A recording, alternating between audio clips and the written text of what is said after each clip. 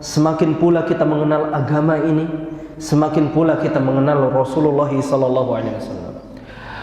Maka di malam hari ini kita akan membahas suatu tema, judul yang penting menurut kita. Salah satu judul yang urgen untuk dikaji kembali sebagai peringatan buat kita, sebagai penyemangat lagi buat kita, agar kita tahu permasalahan yang kita akan bahas ini bukan permasalahan yang ringan, kecil, untuk kita lalaikan permasalahan kita tentang rasa malas. Hadirin yang dimuliakan Allah, banyak tempat yang dimasuki oleh tamu ini, yaitu sifat malas. Tempat rumah ibadah, tempat mungkin di kantor, mungkin di kelas. Tamu ini masuk ke semua pintu-pintu tersebut. Dan ternyata sebagian tidak mau mengusirnya. Bahkan dengan lapang dada menyambutnya. Kemudian dikembang biak sehingga tamu tersebut menjadi besar, sehingga sulit untuk dikeluarkan kembali. Oleh karenanya kita akan mempelajari obat malas dosis tinggi, supaya kita ba'da taufik, setelah taufik dari Allah, benar-benar kita terlepas dari sifat tersebut. Banyak hal tentunya kita mengawalinya dengan menuntut ilmu. Ikhwani, ada satu hadis dari sahabat Abu Darda, pernah didatangi oleh salah seorang tabi'in. Tabi'in ini dari Madinah, pergi ke tempatnya Abu Darda, waktu itu tinggalnya di Baghdad, Irak.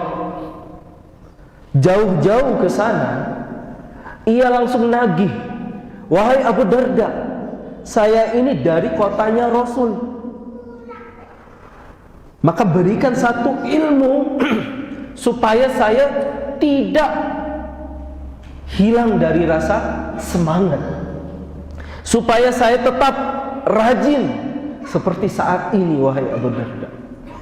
Abu Darda mengatakan, "Aku pernah mendengarkan Rasulullah sallallahu alaihi wasallam bersabda, man salaka tariqan yaltamisu fihi ilma, sahhalallahu lahu bihi tariqan min turuqil jannah." Kalau ilal jannah itu dari sahabat Abu Hurairah, kalau dari sahabat Abu Darda, turuqil jannah.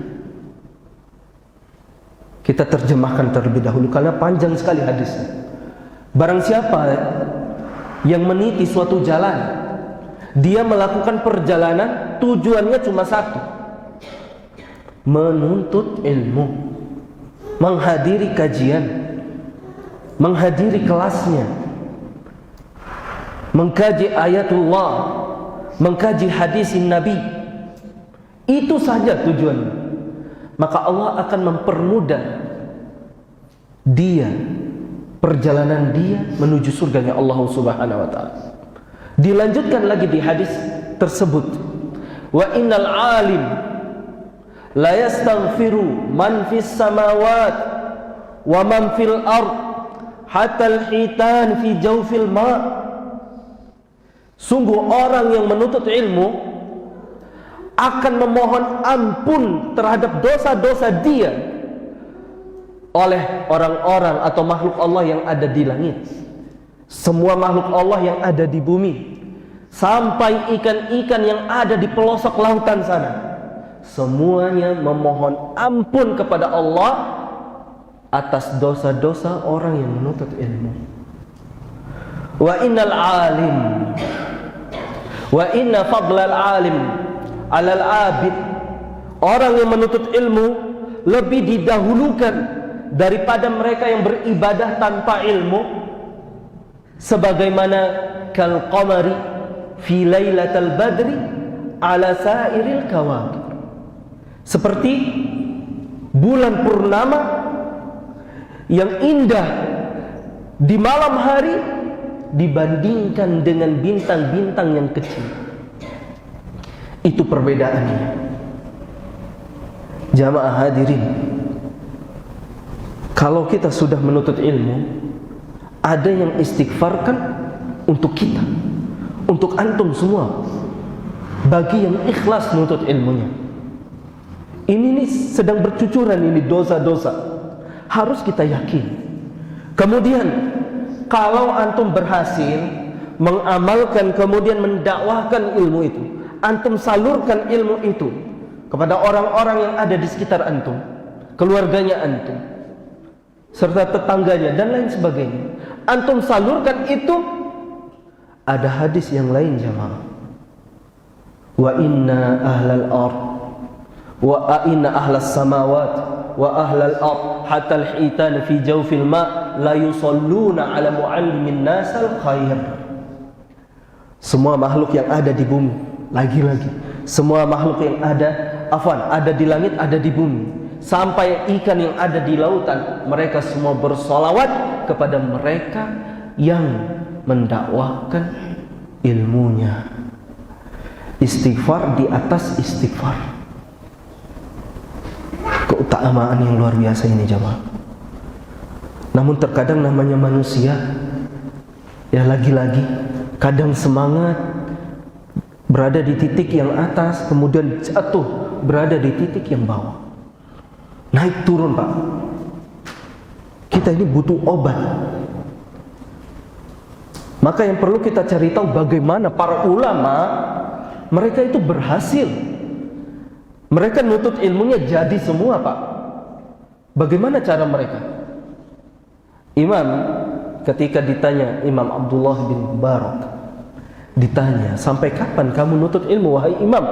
Beliau sudah jadi imam, tapi masih saja nuntut ilmu, cari terus ilmu. Ditanya sama murid-muridnya, sampai kapan wahai imam? Apa jawabannya Imam Abdullah bin Mubarak? Ilal mamat, sampai meninggal. Gak ada liburnya pak. Kita ini masih pada nuansa liburan ini. Kita ini masih pada nuansa liburan, tapi ilmu nggak kenal hari atau malam libur pak. Jalan terus. Imam Ahmad pernah ditanya, wahai imam, sampai kapan engkau berhenti menuntut ilmu? Ilal maut, singkat pak, sampai aku meninggal kata imam. Di riwayat yang lain, ilal mahbara, minal makbara, atau minal mahbara ilal makbara, dari aku mengenal tinta pulpen itu sampai aku dimasukkan ke liang lahat. Makanya Abdullah bin Bisir, salah seorang ulama lagi, dia itu sampai bercita-cita, saya ini punya satu cita-cita, yaitu saya ingin meninggal dunia nanti, di samping saya ada pulpen dan buku saya. Cita-citanya ingin mati syahid karena menuntut ilmu. Luar biasa. Makanya para ulama itu, mereka kalau ditanya, wahai imam, kapan pantasnya orang berakhir dari ilmu? Kapan pantas bagi seseorang untuk dia tidak menuntut ilmu lagi? Maka ulama menjawab, selama dia masih pantas buat hidup, selama itu dia pantas untuk menuntut ilmu. Selama dia masih pantas buat hidup, selama itu dia pantas menuntut ilmu. Baik, ikhwani fillah, a'azzani Allah wa iyyakum ajma'in. Dalam menuntut ilmu itu kita butuh pendorong, Pak. Ini kita masih membahas tentang rasa malas dalam menuntut ilmu. Butuh pendorong. Ya. Kalau tidak ada yang mendorong kita, Pak, terus kita jatuh, nggak ada lagi yang nolong. Terkadang kalau dia punya satu kumpulan yang enak, maksudnya satu kumpulan yang indah, yang berdasarkan Al-Quran dan As-Sunnah, punya teman-teman yang baik, itu ada yang mengingatkan, itu luar biasa, nikmat itu Pak. Kita syukuri. Jangan sampai kita mengumpulkan teman-teman yang dia tidak mengingatkan kita kalau kita sedang terjerumus. Kalau kita sedang jatuh, kita gak ada teman yang ingatkan. Sungguh merugi orang yang menjauhi teman yang dia berani untuk amar ma'ruf nahi mungkar kepada dia. Terkadang kita ini pola pikirnya terbalik. Kalau ada teman-teman yang ingatkan dia, yang menegur dia, dia akan menjauhi teman yang seperti itu sifatnya. Tapi kalau ada teman yang loyal sama dia, dia lakukan kesalahan A, B, C, nggak ditegur sama sekali, justru dia mau menempel sama dia.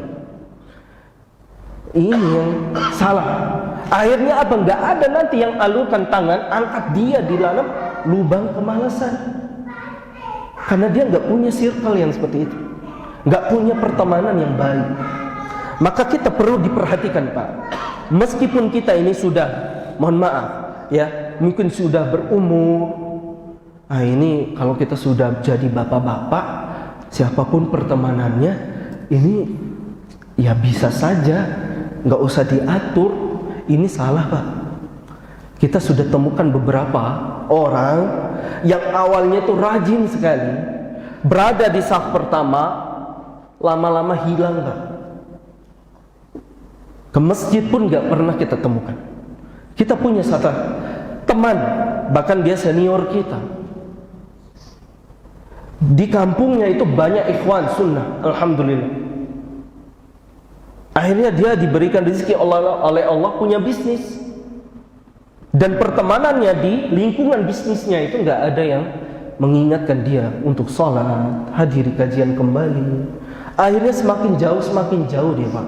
Sampai akhirnya kita nggak temukan dia lagi di masjid. Nah, kita itu butuh pendorong yang seperti itu. Perlu difahami, ternyata kalau kita memang bukan orang yang mengumpulkan teman-teman yang baik, kita orangnya senang menyendiri, lebih nyaman kalau sendirian. Tentunya sudah dibekali dengan keimanan dan takwa, maka yang jadi pendorongnya adalah dirinya sendiri. Dirinya sendiri.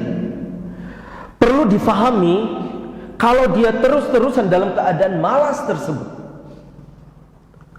maka ditakutkan dia akan masuk dalam kategori orang yang munafik.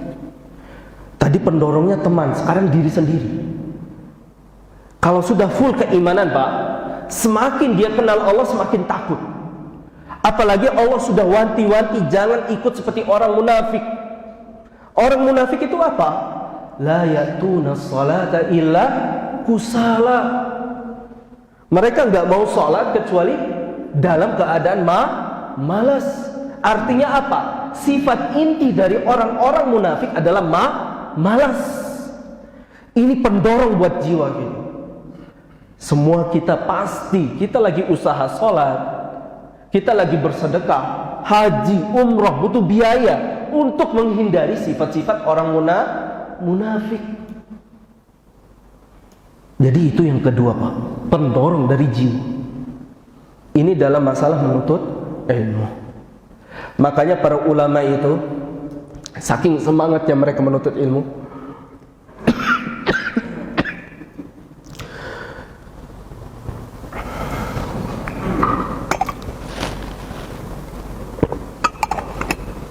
Imam Khatib Al-Baghdadi, beliau punya teman namanya Ismail Al-Hijr. Mereka berdua ini temanan, tapi nggak malu untuk saling murojaah ilmu. Hingga suatu hari Imam Khatib Al-Baghdadi ingin mengkhatamkan Sahih Bukhari dalam waktu yang singkat sekali. Ini pentingnya kalau kita punya teman yang dia ya sama-sama baik. Langsung disetujui oleh Imam Ismail Al-Hijr. Akhirnya apa yang terjadi? Mereka mengkhatamkan kitab Sahih Bukhari. Itu berjilid-jilid Pak. Berapa hadis? Aslinya 2000-an hadis. Cuma sistemnya di Sahih Bukhari itu ada pengulangan hadis. Hadis ini sudah disebutkan, tapi disebutkan lagi di bab yang lain. Ulang terus sampai kisaran 9.800-an hadis. Dikhotamkan dalam 3 kali duduk.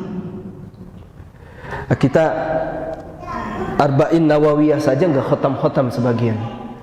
Ya. Kemarin apa kitab yang kita bahas itu Syama'il Muhammadiyah atau Syama'ilun Nabi, 400 sampai 500 hadis khotam kita, Pak. Ya. Tapi itu berapa tahun itu? 1 tahun. Ini ulama berapa kali duduk? 3 kali duduk. Khotam Sahih Bukhari 9.800-an hadis. Pertama kali dia duduk ba'dal maghrib seperti sekarang ini, duduk berduaan, saling baca, Pak. Supaya dapat sanad. Saling baca dari maghrib, istirahat salat isya, lanjut lagi ba'da isya sampai subuh. Nggak tidur. Itu 1 kali majelis. Besoknya kayak gitu lagi. Ba'dal maghrib, lanjut habis isya, lanjut sampai subuh. 2 kali majelis. Majelis yang terakhir di hari itu ba'da duha, setelah sholat duha sekitar jam 7-an, lanjut sampai maghrib, baru khotam 9.800-an hadis. Ini 2 sekawan yang dibangun di atas agama, saling bantu. Satunya nggak punya sanad, sini saya kasih sanad, ya, diberikan ilmunya, Pak. Saling murojaah. Taib, ikhwani fillah, a'azani Allah wa iyyakum. Kemudian malas dalam bekerja. Ini pernah saya singgung, ya, tentang bekerja itu apakah ibadah atau bukan. Ya, di salah satu kajian kita jawab bekerja itu ibadah, Pak. Kalau kita niatkan untuk menghidupkan orang yang Allah amanahi kepada kita. Makanya Rasulullah SAW mengatakan dalam hadisnya, kafa bil mar'i ithman an yudhi'a man yaqutuhu. Orang akan dapat dosa kalau dia telantarkan orang yang diamanahi oleh Allah kepada dirinya. Kalau dia niatkan ini hadis, maka dia akan mendapatkan pahala, Pak. Sebagian ini berpikir, oh saya mau sibuk ibadah saja, saya di masjid saja, ikut daurah saja setiap hari dari pagi sampai malam. Istrinya di rumah nggak diurus, nggak dirawat, anak-anaknya nggak dipedulikan. Ini salah. Salah. Kenapa? Karena Rasul SAW mengatakan dalam hadisnya, Ayyul kasbil afdal, ditanya sama para sahabatnya, ya Rasulullah, pendapatan mana yang paling indah, yang paling bagus? Maka Rasulullah SAW mengatakan, menjawab, amalur rajuli biyadihi. Kalau pemuda itu, suaminya, bapaknya itu bekerja, itu yang lebih bagus. Sebagian itu menganggap, saya harus nganggur sajalah, supaya saya nggak ditanya nanti. Kan ada toh hadis, la tazulu qadama abdin yaumal qiyamah hatta yus'alu an arba'. Kaki seorang hamba tidak akan bergeser di hari kiamat sampai ditanya 4 pertanyaan. Dia berdalil dengan hadis ini. An ilmihi fima fa'al. Yang pertama ilmunya. Kalau sudah dia dapat, untuk apa dia perbuat ilmunya ini? Apakah dia sudah amalkan? Apakah dia sudah dakwahkan? Itu yang ditanya sama Allah. Yang kedua, wa an malihi min aina tasabah wa fi man faqah wa fi ma anfaqah. Dari hartanya, dari mana dia dapat, kemana dia salurkan terus hartanya. Ilmu tadi dibilang cuma 1 pertanyaannya, dia amalkan atau enggak. Tapi kalau harta 2, Pak, pertanyaannya. Dari mana dia dapat, kemana dia salurkan itu harta. Oh, saya lebih baik nganggur daripada, saya lebih baik miskin. Akhirnya istrinya ditelantarkan, anak yang gak diurus dan lain sebagainya. Dia lupa ada lanjutannya. Wa an umrihi fima afna. Umurnya dia gunakan buat apa? Itu akan ditanya, Pak. Waktu kesehariannya akan ditanggung jawabi oleh dia. Dia gunakan atau tidak waktu yang Allah berikan sama dia. Wa an jismihi fima ablah. Tubuh yang Allah berikan dia gunakan untuk apa? Ablah itu sampai usang dalam bahasa Arabnya, Pak. Usang. Kalau tubuh ini masih segar, artinya nggak dipakai seperti pakaian yang baru, maka itu yang akan ditanyakan sama Allah Subhanahu wa ta'ala.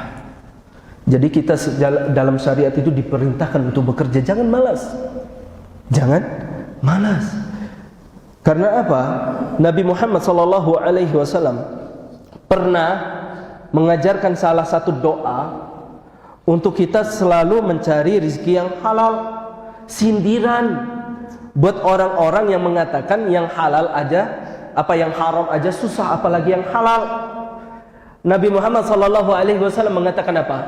Allahumma kfini bihalalika an haramik wa agnini bifadlika amman siwak. Ya Allah, cukupkan aku dengan yang halal. Kata para ulama, istilah cukup dari yang halal saja, saking banyaknya yang halal ini. An haramik, daripada mencari sesuatu yang haram, jumlahnya sedikit. Wa agnini bifadlika amman siwak, maka cukupkanlah aku, kayakanlah aku, berikan aku rezeki karena rahmatmu, bukan dari yang lain. Hadirin yang dimuliakan Allah Subhanahu wa ta'ala, ini malas dalam pekerjaan. Yang terakhir, dan ini yang menjadi utamanya sebenarnya, malas dalam beribadah. Secara khusus Nabi Muhammad SAW mengatakan, ketika kita tidur di waktu subuh, ada 3 ikatan syaitan yang membuhul kita, Pak, mengikat kita. Maka lepaskan 3 ikatan tersebut dengan 3 amalan. Yang pertama, bangun baca doa. Apa doa setelah bangun tidur?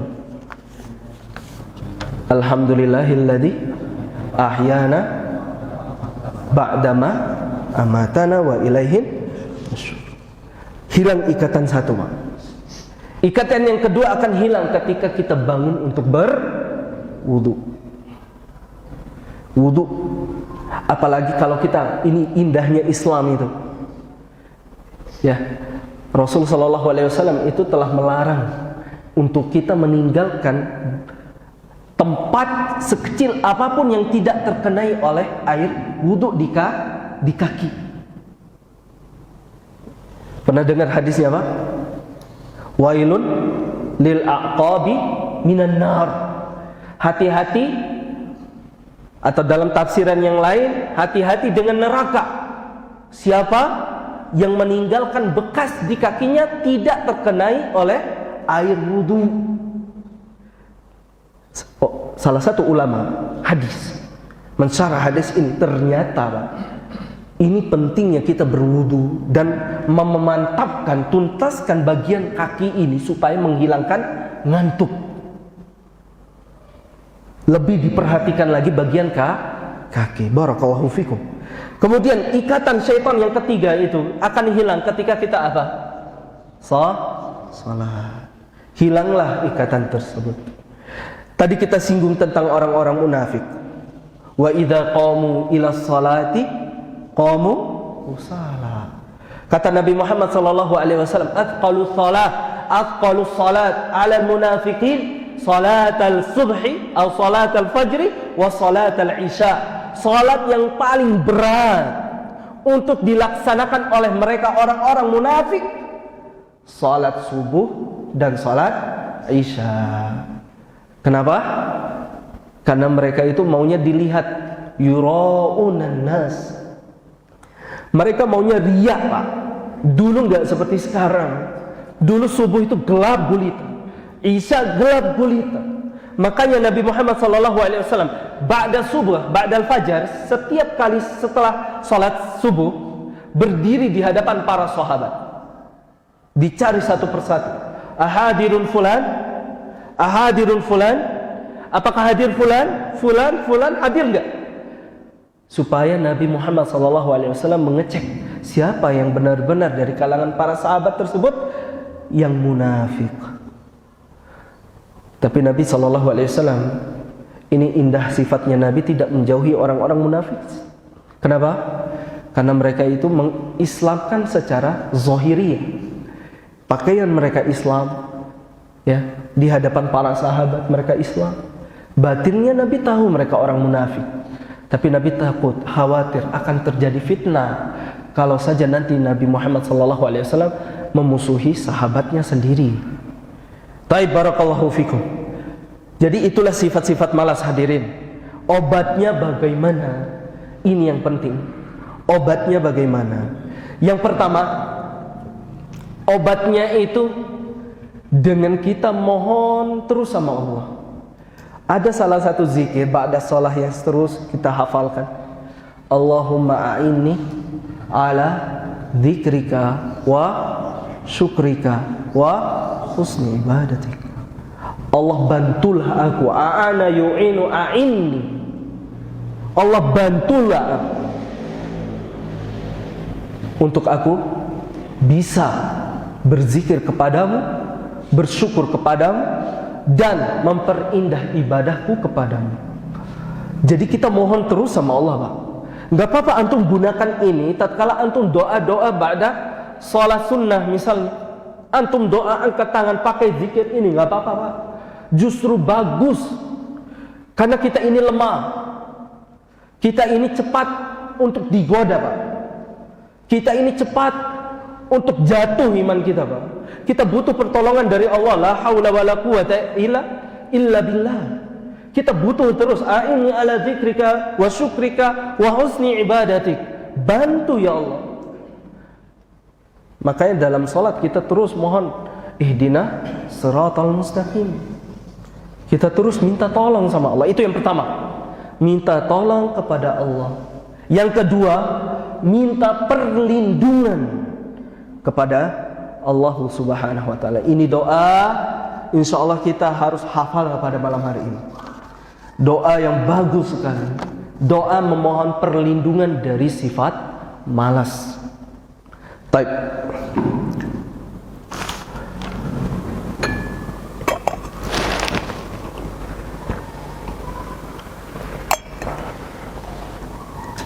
Doanya dari Anas bin Malik. Anas bin Malik ini pembantunya Rasulullah SAW selama berapa tahun? Berapa tahun Anas bin Malik menjadi pembantunya Rasulullah? 10 tahun. Anas bin Malik itu dia gunakan doa ini, gak pernah merasakan rasa malas untuk melayani Rasul. Baik, Anas bin Malik meriwayatkan hadis ini. Bunyi hadisnya, Allahumma inni a'udzubika. Kita ulangi, Allahumma inni a'udzubika minal ajazi wal kasali minal ajazi wal kasali.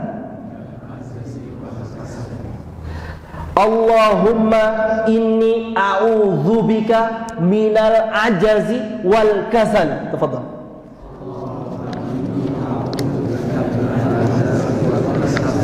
Minal ajazi wal kasali wal jubni. Allahumma inni a'udzubika minal ajazi wal kasali wal jubni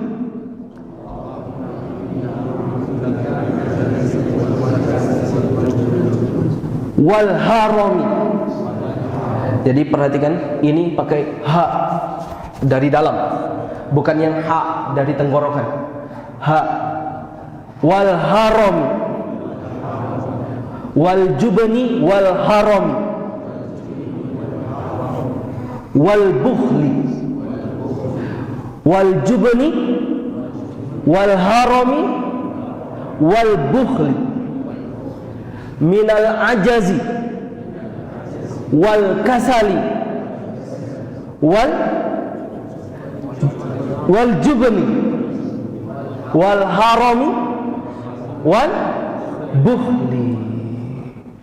Kita ulangi dari awal. Itu saja doanya, ringkas. Allahumma inni a'udzubika minal ajazi wal kasali wal jubni wal harami wal bukhli. Baik. Ada yang hafal, Pak?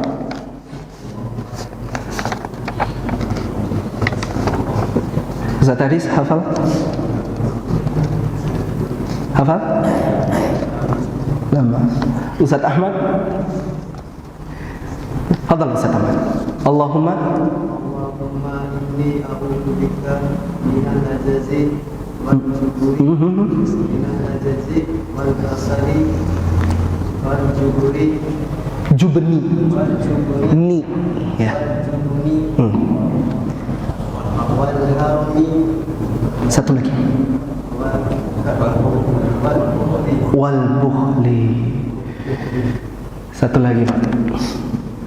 Ustaz Usman. Kalau Ustaz. Bisa Ustaz? Belum bisa? Baik. Satu lagi Ustaz. Sudah bisa Ustaz? Sama-sama baru bisa. Satu lagi. Mana Ustaz Zaidan?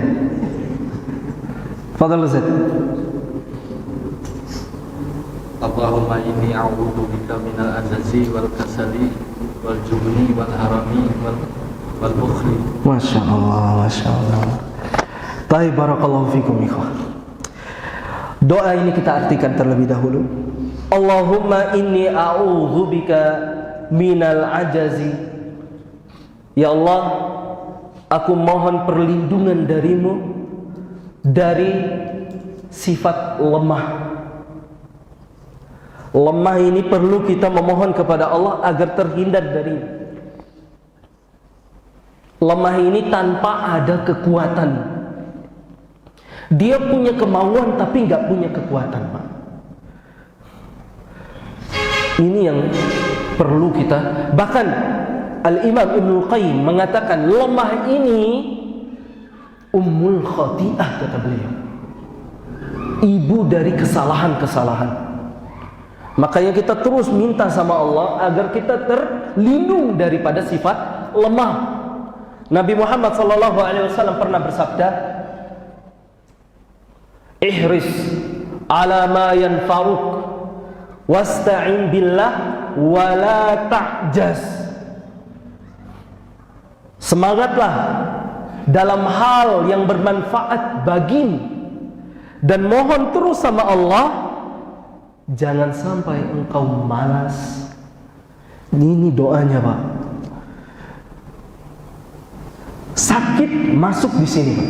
Kita mohon sama Allah agar tidak sakit, masuk di sini. Banyak sekali orang yang sakit, mereka tidur di atas ranjangnya, mereka berangan-angan agar bisa duduk enak di majelis taklim, agar mereka terus berdiri mengiqamah salat, mendirikan salat. Tapi mereka nggak punya kekuatan. Makanya Nabi Muhammad SAW bersabda, al-mu'minul qawi khairun wa ahabbu ilallah minal mu'mini dhaif. Mukmin yang kuat, hatinya kuat, raganya kuat, lebih dicintai, lebih diutamakan oleh Allah Subhanahu wa taala dari mukmin yang lemah. Tapi ingat, wa fi kullin khair. Setiap orang punya keutamaannya masing-masing. Kita akan jelaskan kembali ba'dal azan insyaallah. Barakallahu fiikum.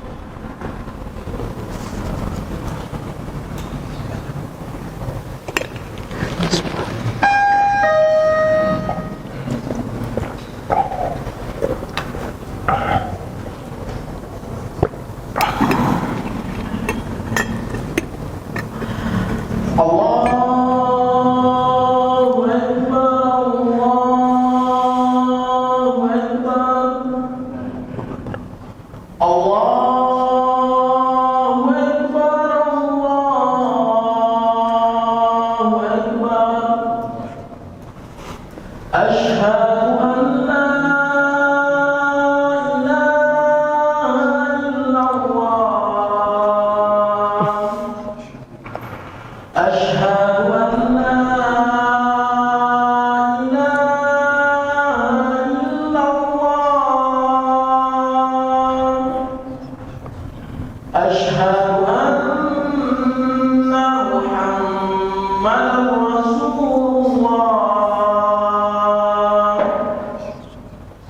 أشهد أن محمدا رسول الله حي على الصلاة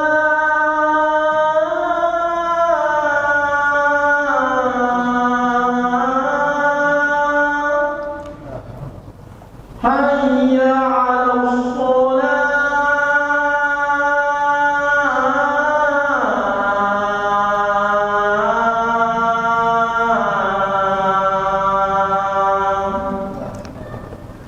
حي على الفلاح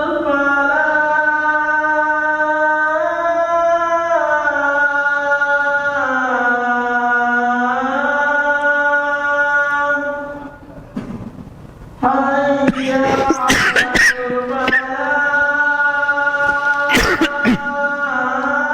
الفلاح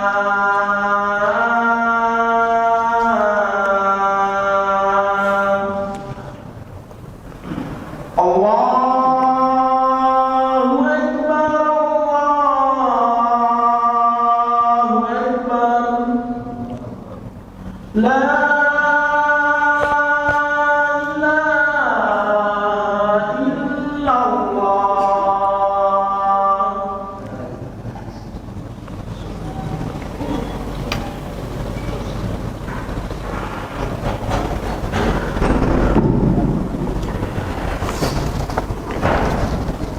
Baik. Allahumma inni a'udzubika minal ajazi. Rasa lemah. Kita memohon kepada Allah agar terlindung dari rasa lemah. Karena Pak, yang lebih utama itu bukan lemah raga, fisik, enggak.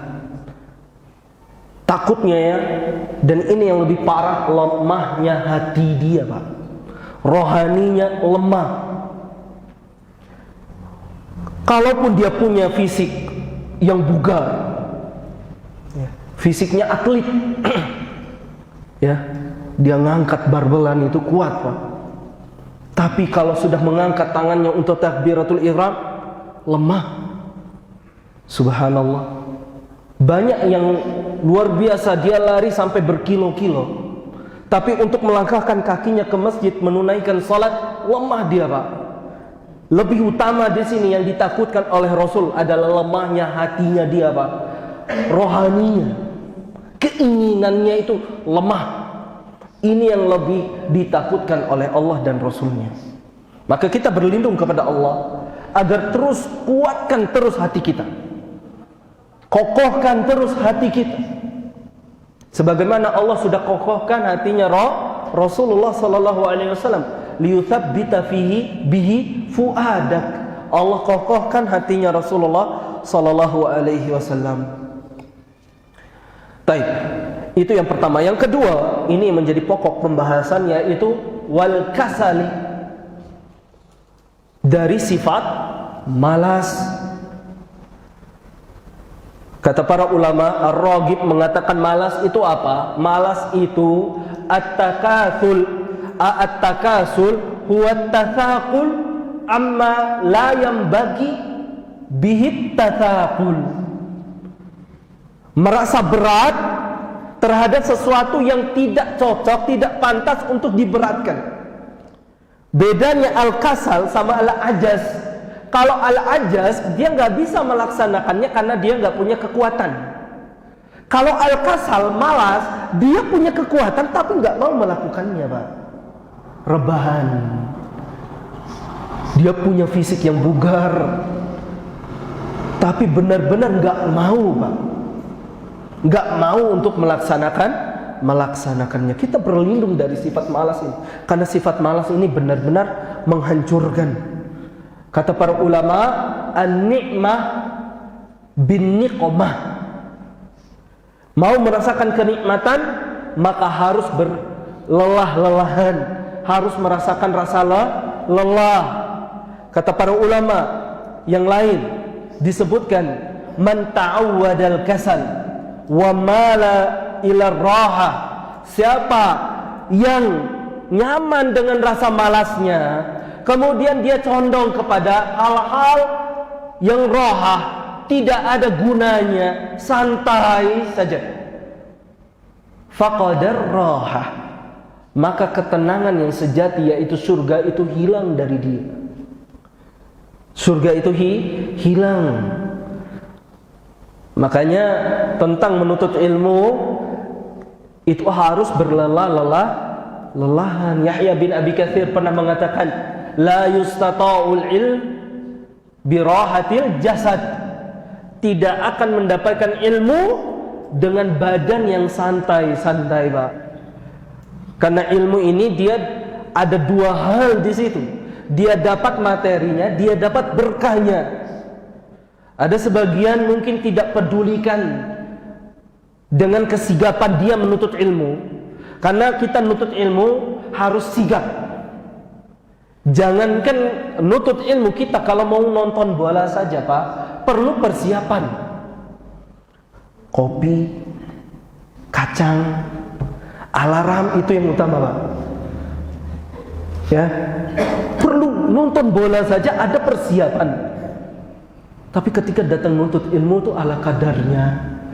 Ya sudahlah, ada absen enggak ya? Ya, kalau enggak ada nanti dulu deh.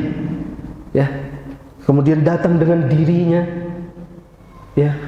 Tidak melihat, tidak fokus, melihat hatinya kepikiran sama yang di rumah, di kantornya, di tempat kerjanya, di bisnisnya. Ilmu itu perlu rasa sigap. Kalau tidak, Pak, nggak ada gunanya. Dia dapat materinya, oh ini dari ustadz ini, faedahnya ini, dapat deh masuk. Tapi nggak dapat berkahnya. Nggak dapat apa? Berkahnya. Makanya para ulama zaman ini, ya sebagian mengatakan, ketika kita menyimak video, maka lakukanlah dengan sigap. Karena kan sebagian itu nonton video, ini video ilmu kajian, ya kajian para asatiz, para ulama. Sebagian itu nontonnya itu harus dengan sigap, duduk yang benar. Karena kan sebagian kalau sudah di rumahnya, di sofanya, ya sambil rebahan, nonton, dia dapat ilmunya, tapi kata para ulama nggak dapat berkahnya. Berkah ini yang lebih utama yang kita cari, Pak. Taib. Jadi itu minal kasal. Yang kedua, wal jubn.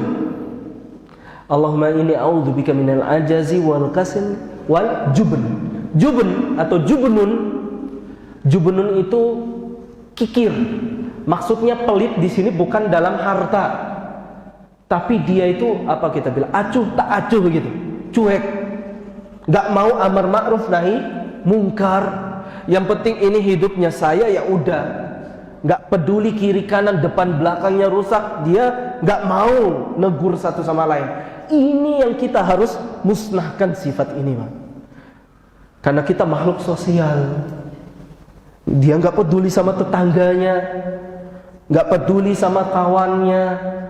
Ini sifat yang salah. Dia kikir untuk menyampaikan ilmunya. Ini jubn. Yang kedua, yang keempat, wal haram. Haram itu kita bilang? Mohon maaf, pikun. Nggak tahu ini bahasa kasar atau gimana. Dia tua, tapi sudah nggak produktif lagi. Nggak produktif lagi, tidak tidak bisa bergerak. Bukan tidak bisa bergerak, tapi pikun itu, mohon maaf kalau dia bahasa. Jadi Nabi SAW itu berlindung juga, dianjurkan kepada umatnya untuk berlindung dari masa tua yang tidak bermanfaat. Baik, masa tua yang tidak bermanfaat. Karena ini sebagai tanda, Pak, kalau dulunya dia tidak menjaga agamanya Allah. Makanya disebutkan oleh Ibnu Rajab, Syekhul Islam Ibnu Rajab menyebutkan, kita seringkali temukan para ulama di masa tuanya 80 ke atas masih bisa lari panjang lama, masih bisa loncat-loncatan.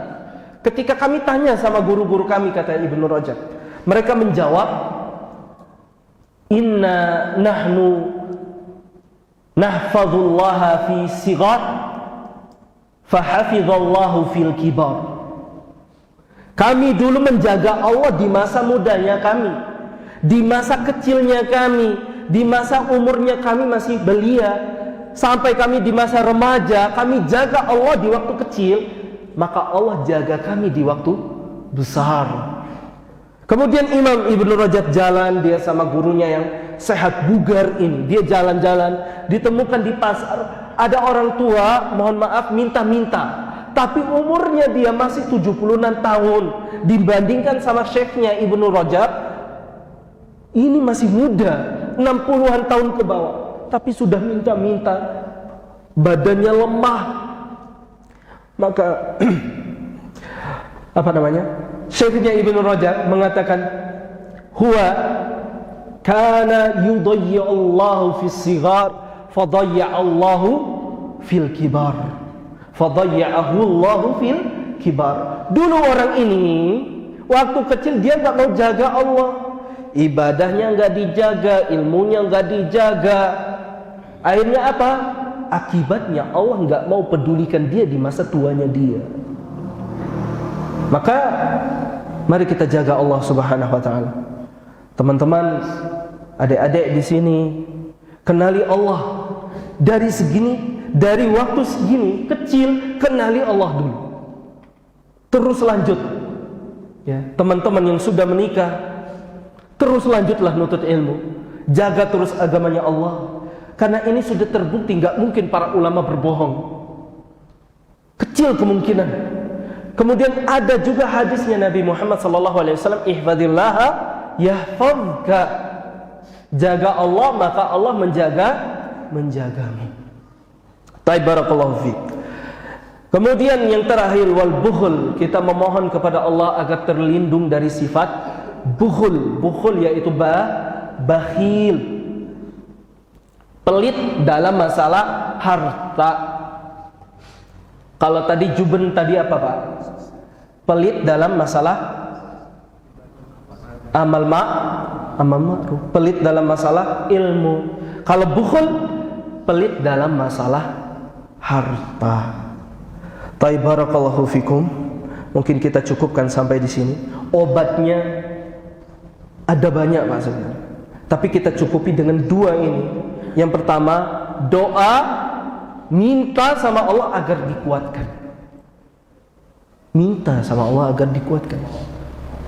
Kemudian yang kedua, minta perlindungan dari Allah. Beda, minta Allah agar dikuatkan, minta sama Allah agar dilindungin sama Allah. Yang pertama doanya apa agar dikuatkan? A'inni ala wa syukrika wa husni ibadatik. Yang kedua, doa untuk berlindung kepada sifat malas apa Pak? Minal wal